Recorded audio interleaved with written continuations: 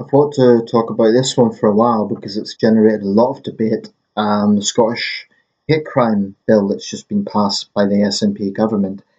Um, there is a lot of talking points with this one, so I'm not going to cover everything. But I want to outline some of the main points of contention, and I definitely share the contention and concern that many have expressed. As soon as this bill came into force, Police Scotland had to clarify that J.K. Rowling wasn't being arrested, that she wasn't being um, ar- arrested under suspicion of breaking the hate crime legislation due to her well known views on trans issues. Of course, she'll be in the firing line for that. And whilst it's good to clarify that, um, it really just reiterates why this is a problem.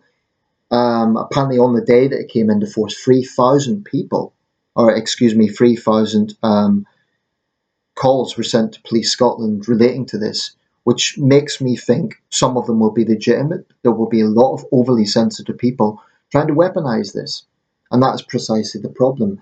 Um, there is a lot of critics. Douglas Ross, the Scottish Conservative leader, said it's set to be a shambles. David Kennedy, the Scottish Police Federation spokesman, said it's a recipe for disaster if officers don't have the training, if members of the public don't clearly understand this. That's a very important part of it. Um, and the thing about this is it's about stirring up hatred.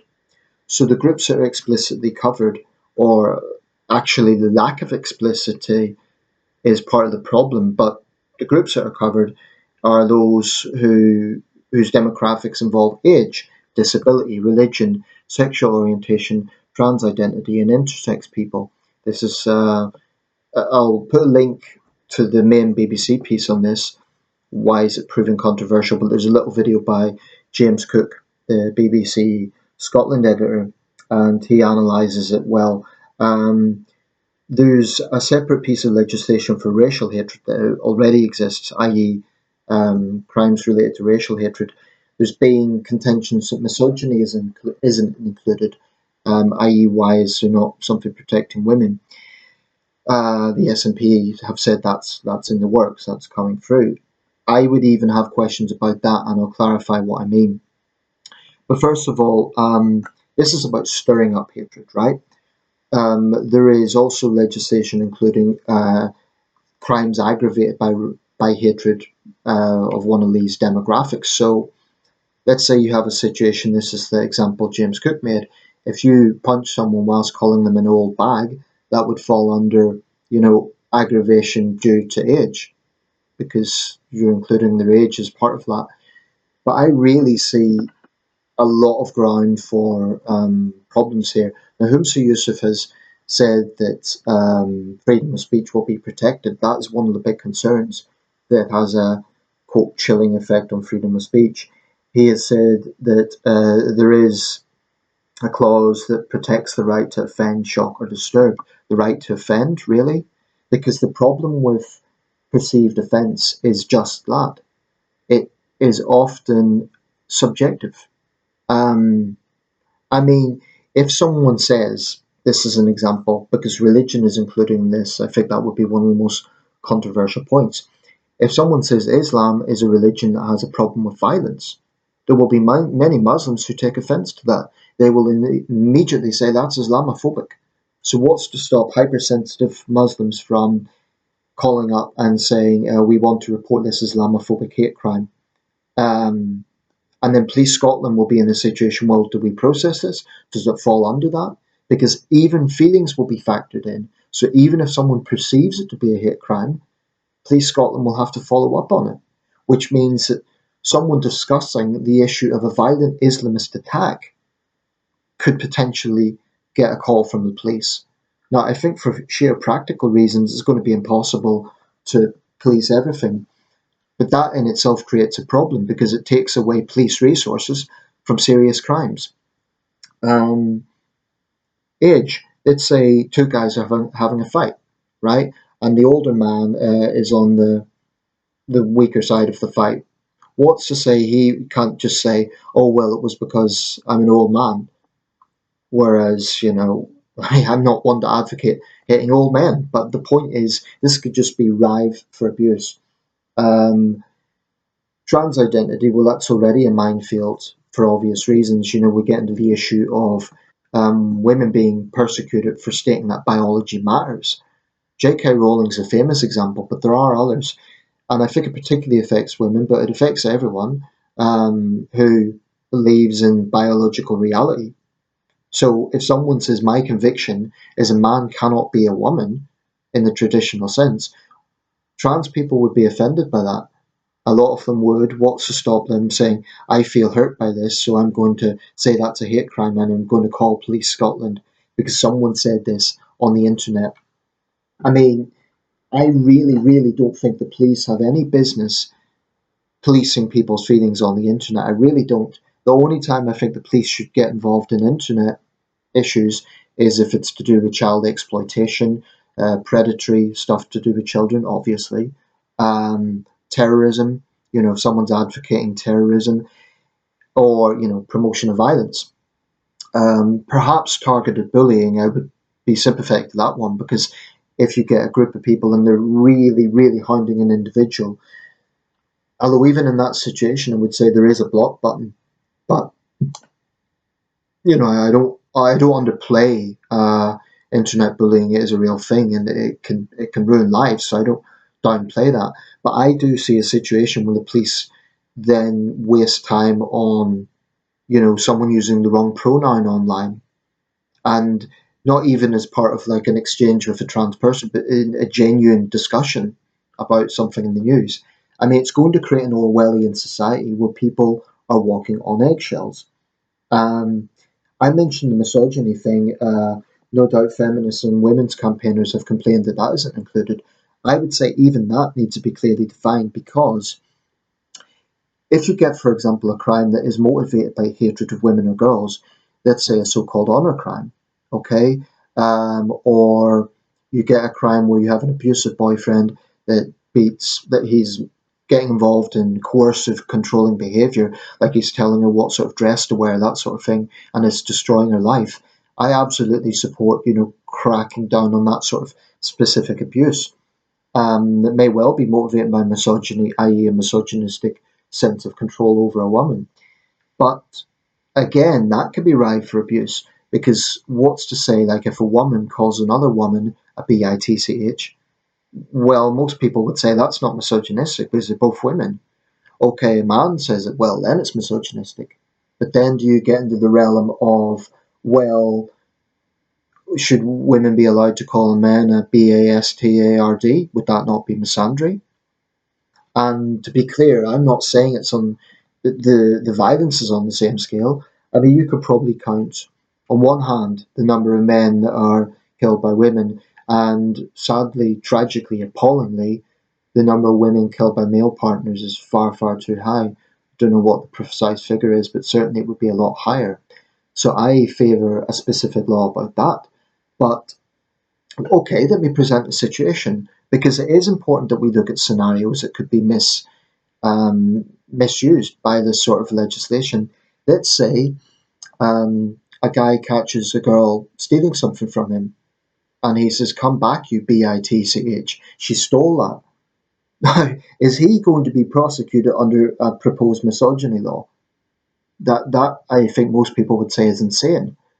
Because in that situation, he would actually be the victim of crime. Or you get a couple arguing, and in the heat of the argument, the guy calls the girl a bitch. It's not pleasant. I'm not saying he should, but couples argue, right? So this could well be, if such a legislation is brought in, it needs to be clearly defined. I actually think there needs to be harder penalties for proven violent domestic abusers. And it is good that it's taken more seriously now, but even that does need to be clearly defined. Otherwise, basically every single couple, every single heterosexual couple out there, the male partner will be guilty of something because at some point they will have had an argument, might even be a petty argument, but the guy could find himself potentially accused of misogyny. I mean, that's why I've said this before. I do think misogyny is thrown around by feminists a bit. I think there are examples of real misogyny, but I also think it's thrown around a bit. That doesn't, at present, it's not included in this, but it is being proposed. Um, I've actually been on the receiving end of some unpleasant behaviour because of my accent. When I first came to England, I did have serious problems of crime. So did my family. And there were times, definitely, are the fact that we were different. We were Northern Irish living in England. Um, and the fact I'm a redhead. I got some appalling bullying, and I hated those people, and I wanted definitely, to see something being done about it. Um, so I'm certainly not coming at this from a lack of sympathy for people who are victims of actual abuse based on a demographic. Um, but I do think it needs to be clearly defined. There's a lot of situations that could be misinterpreted. Let's say you have two guys fighting or two girls fighting, and one of them happens to be an ethnic minority. Right. Now, that could be motivated by racial hatred, either way, or it could simply be two people who don't like each other. They just don't see eye to eye, and racism isn't a factor. Maybe they just don't like each other. It does happen. I think one of the problems that's happened in America in recent years is there is an assumption, an automatic assumption that every confrontation between people must be motivated by some sort of bigotry rather than human beings have conflict that happens. It doesn't mean that it's always motivated by that thing. Um, there was an incident on the New York subway, and you might think, oh, this is America, why are you talking about America? But it's not implausible that similar things could happen. There was a black guy and he was acting erratically, he was acting aggressively, and a white, I think the guy was a Marine actually, he tackled him. Now, there were some saying that he was a racist, and um, I think the guy was hospitalized or something. I don't remember the precise details of it, but the point about that was, the white guy stepped up, so to speak, and he was immediately accused of being a racist. Um, there's contradictions. I mean, the whole Me Too thing was about men stepping up. Well, what if a man steps up in that situation? I mentioned the thing recently about women being assaulted in New York City, predominantly white women, and the suspects were black. I mean, it is a racial powder keg. So it is that because there will be people who will always, always want to interject something that may or may not be there. I believe that. That's why I think such legislation could be ripe for abuse. You could just imagine the situation and officers trying to work out, well, has the threshold been crossed? Has this crime included, some sort of aggravated situation? In which case, the judge would presumably look at the aggravated situation, i.e., the demographic, as part of it. But to me, assault is assault. You know, Factoring in other things unless they are explicit, I don't think should be part of it. I mean, if you assault someone, that's violence. It's assault. It's a serious crime. Um, if that person happens to be, let's take for example the sexual orientation part, because you can't see sexual orientation. Okay, so that's a murky area. Let's say two people are arguing. What's to say that a lesbian woman or a gay man don't use this to their advantage and say that person was having a go at me because I'm gay or because I'm a lesbian? Now, it could end up their word against the other party, who might say, yes, we had an argument, but I never mentioned their sexuality. I didn't even know they were gay or lesbian. I'm not saying that you won't get, that situation was brought into it. I am saying that this law is rife for abuse. And I think that is a concern that a lot of people have. Um, so to me, if you're going to say this law is intended to protect minority people or a very wide range of people, that's fine. But I would say the big, big, big emphasis has to be proving motivation, proving that the crime is motivated by hatred.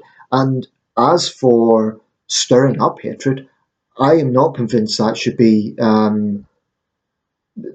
I don't think that should be illegal at all because there's clearly a contradiction there in the clause that says there should be a right to offend, shock, or disturb. I mean, stirring up hatred. Who gets to define it? This is the problem. Who gets to define it? What I find deeply disturbing is the idea that the mere perception that someone feels that they have been targeted is enough to warrant police time. So you could have, frankly, an overly sensitive person who has maybe had some news that they don't like, or they've been in an argument. I honestly think there will be people out there who will take advantage of this, and they'll think, oh, okay, I'm going to use this new law to get at that person, put them in their place. Um, that's the problem. To be clear, I think that where you have motivation involved, like I say, you have explicit racial abuse. I'm all for cracking down on that. It's a very unpleasant thing. It's disgusting, in fact. Racial abuse, homophobic abuse, etc. I'm all for cracking down on that, but I insist that it has to be explicit. And I'm not convinced that this vague stirring up hatred idea should be illegal, because you're going to have a situation where the police will then think, well, this person's using the wrong pronouns, so they're violating the law. Um, the Scottish Labour Party has taken issue with a lot of this, but they said they're not going to repeal it if they get into power. I think it should be repealed, or at least seriously scaled back, because it kind of reminds me of, in Thailand they have lèse majesté laws, which means you can potentially go to prison for 15 years for offending majesty. Now, I'm not saying in Scotland you'll go to prison for 15 years for using the wrong pronoun. Clearly that isn't going to happen. But in Thailand, there's an atmosphere of fear because neighbours who fall out with each other just accuse each other of lèse majesté. Well, this is a de facto Scottish blasphemy law. In point of fact, Humza Yousaf has frequently used the Islamophobia label. What's to say that you have a debate about Islam, you have someone talking about an Islamist terror attack, some Muslims then turn around and say, well, I'm offended by that because it's offending my religion of peace. What's to say they won't then call up the number of Police Scotland and say, I feel that this person has committed a hate crime under this new legislation. The police will then have to look into that, because religion is one of the things that's covered.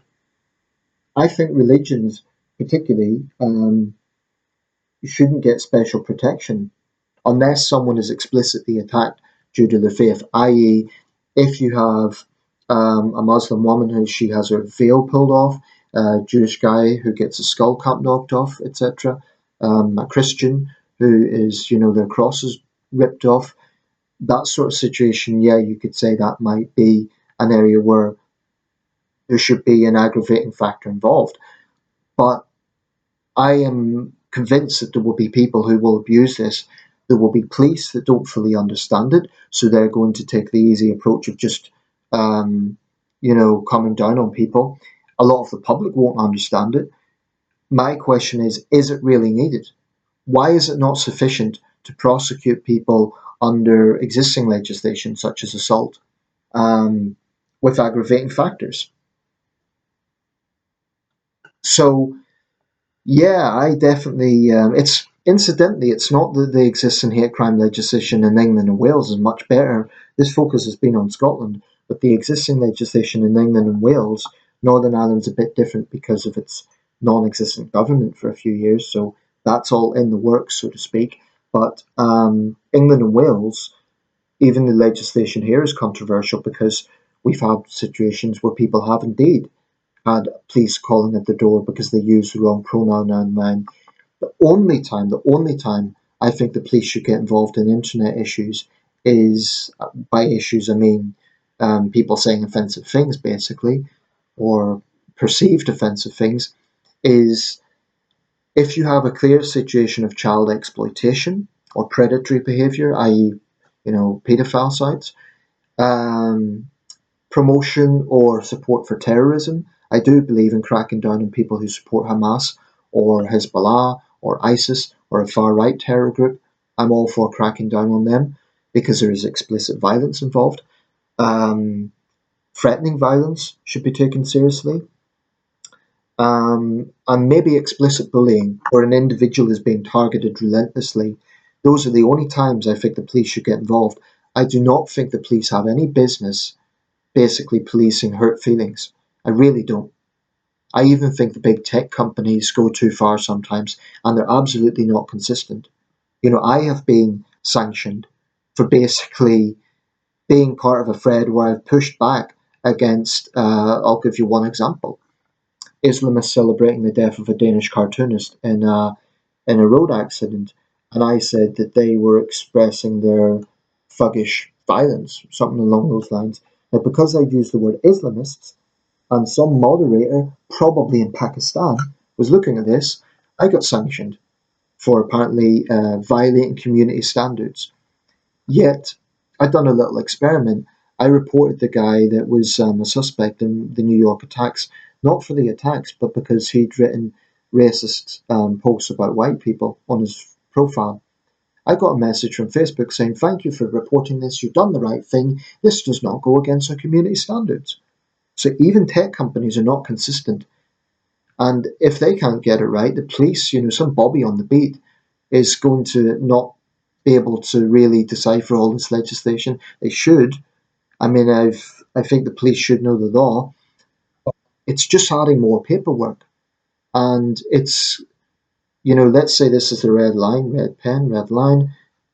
What's to say this is offensive, this is the hate crime? I think it's rife for abuse. So I share the concerns of all those who find it controversial. I hope Labour or whoever gets into power in Scotland, in the Scottish Parliament, does repeal this, or at least scale it back significantly. And my message to anyone out there who who has had abuse, physically or verbal, because they are trans, because they're a Muslim, because they're black, because they're a woman, I genuinely have sympathy for that. I hate yobs. I hate bullies. I always have. But I just think that freedom of expression is sacred in a democracy. Freedom of conscience is sacred. Um, yeah, and there's a lot more talking points about this around this, but I think that covers it really for now. I'll put a link to the BBC article. Let me know your thoughts on this.